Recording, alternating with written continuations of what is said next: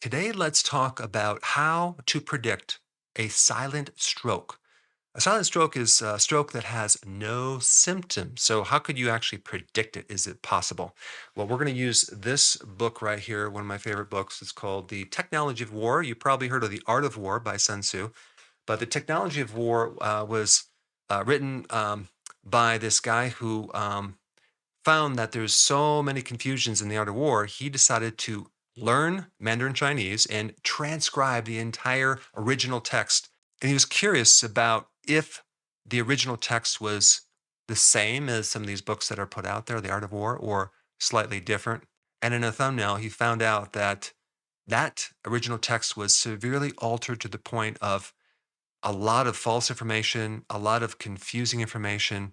And so it's really difficult to make sense out of the art of war. And even if you look at the original text on the name of the book, it wasn't even called The Art of War because art implies more maybe creativity, but technology is a very specific thing. And so the technology of war is Sun Tzu's original transcript on how he won so many wars.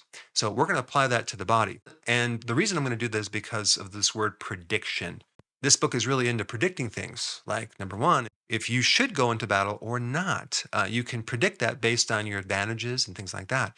If you only have a 10% chance of winning a battle, you better not go to war. You better run in the other direction as fast as you can because there's no advantage there. You're going to lose. So he talks a lot about certain things or like clues or indicators to know if you're going to be successful or not. So we can apply that to the body too, and especially with the area of strokes. So even though you don't have this obvious symptom to tell you're going to get a stroke, there are some things that can very easily give you information to know if you are going to have a stroke or not. And another really good reference or paragraph, which I'm going to paraphrase, has to do with being victorious, knowing yourself and knowing your enemy. So if we were to apply this to health, it's very important to understand the nature of a stroke as well as how our body reacts to it and how potentially we can avoid it. So, what do we know about silent strokes? There are strokes that occur without any symptoms at all. You have it and you don't even know you had it. Apparently, the damage that it creates in the brain doesn't affect vital areas. So, you might not even feel anything other than maybe a little bit of a lapse in memory, maybe some fatigue, maybe some dizziness, maybe even a mood change. And what's interesting about these silent strokes is that in one reference I read, they occur 5 times more than the strokes that create all the classic symptoms, like half of your body being numb or weak, or having cognitive dysfunction, or having slurred speech. But typically, if someone has a stroke, whether it's a silent stroke or another stroke, they're very likely to get another one. And strokes are basically the fifth leading cause of death in the US and the second leading cause of death in the entire world. So, what else do we know about strokes? Well, there's a lot of different aspects to strokes, but I'm basically going to talk about the most common situation with strokes. Okay, you have these two coronary arteries that come up through the neck through here. They supply the brain with blood.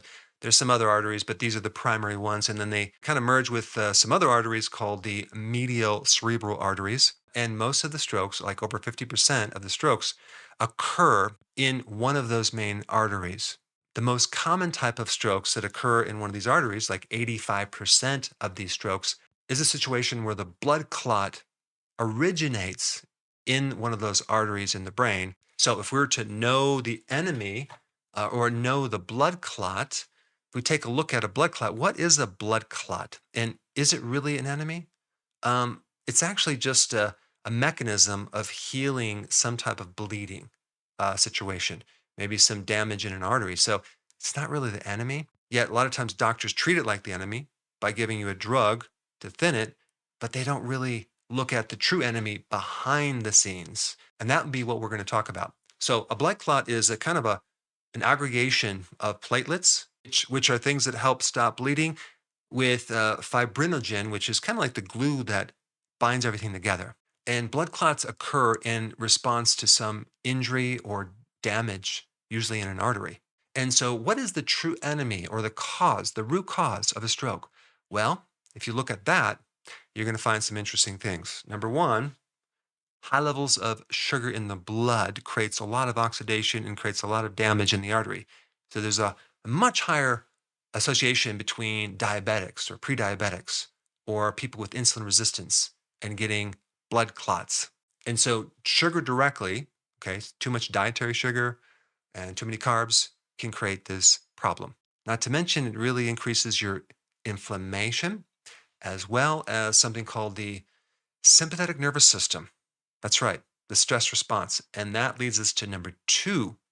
That would be adrenaline, or you can call it epinephrine, the same thing. So, adrenaline comes from stress, and adrenaline can directly increase the risk of getting a stroke, especially chronic adrenaline or epinephrine from chronic stress. Chronic stress causes a vasoconstriction, but it also creates a lot of inflammation and it creates your body running on glucose. That's right, glucose.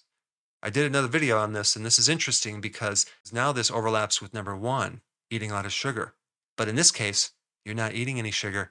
The sugar that is there is coming from the stress state. So, this combination of eating a high carb diet with stress is just a deadly combination for so many issues. These things I'm talking about are the true enemies that we need to understand and try to reduce as much as possible. And when we get to chronic stress, there's many different types of stress.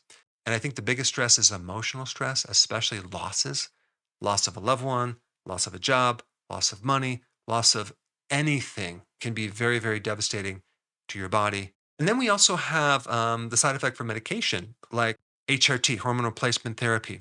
That would be the exposure to a lot of estrogen. Also, birth control pills also increase the risk of getting these strokes. And then number four is smoking. Now, how could smoking, you're breathing it in with your lungs, cause a stroke? Well, where does that smoke and chemicals go? It goes to your lungs and right into your bloodstream that's carried up to the brain. And the smoke that ends up in your brain creates a lot of oxidation, free radical damage, and a lot of other issues.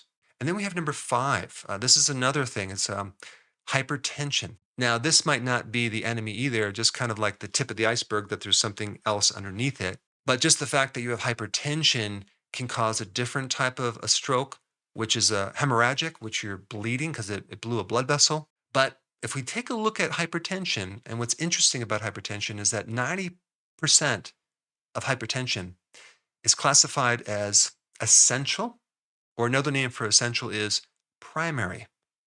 And what does that mean? Well, both of those terms describe hypertension of an unknown cause. Yet so many people are being treated by high blood pressure. I mean, it's pretty wild. I think there's probably a great advantage of keeping that cause unknown because you can actually make a lot of money on medication. But the point is that if you research hypertension and all the different mechanisms, you're pretty much going to end up with the real cause being either one of three things. Okay, most commonly. Number one, insulin resistance. If you take a look at high sugar diets or high carb diets, it thickens the wall of the artery. It makes the artery stiff. Okay, so there's no more elasticity. So you're going to increase pressure just from that. So again, that crosses over with the number one thing, which is the high sugar in the diet. Number two, a potassium deficiency. Now, what does potassium have to do with the arteries? Well, potassium keeps the arteries elastic, it keeps them flexible, and without potassium, your arteries can become very hardened and your blood pressure can go up. There's a lot of data on having enough potassium in keeping your blood pressure normalized. And where does potassium come from? Well, it comes from a lot of the foods that are high in magnesium too, and that would be the leafy greens. The average person consumes only like a cup and a half of vegetables a day, where they really need about 7 to 10 cups of salad per day, or 4 to 5 cups of regular vegetables. And a lack of potassium also can cause problems with arrhythmias like atrial fibrillation, which is another predisposing factor of getting a stroke. And then we also have a lack of vitamin D, which a lot of people are deficient in. The lack of vitamin D will create more inflammation.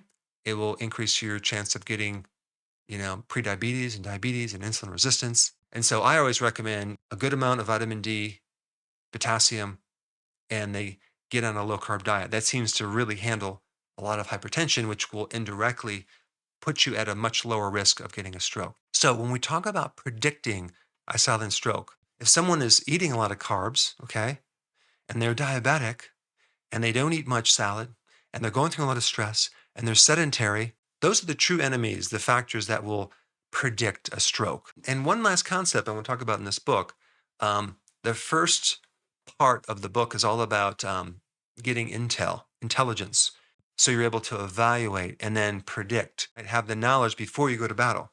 Because if you go to battle or battled with an illness, a sickness, let's say you're battling cancer, for example, directly with chemotherapy and everything else, and just throwing everything out the wall to try to reverse the situation, the outcomes are not that great. If we understand the body as well as a lot of these other conditions, and that is what my YouTube channel is all about, giving you the information so you can estimate things or evaluate things and you can predict things and you can prevent a lot of health problems down the road.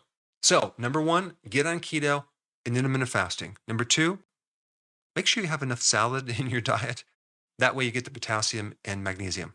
Number three, start a regular exercise program to flush out the adrenaline and the stress that builds up that ends up creating a lot of problems and killing a lot of people. And also make sure that you're eating nutrient dense foods to provide the B vitamins, vitamin C, vitamin E, vitamin D, for all the other support for creating a healthy body. Now, if you haven't seen this very popular video on the best meal to clean out your arteries, I put it up right here. Check it out.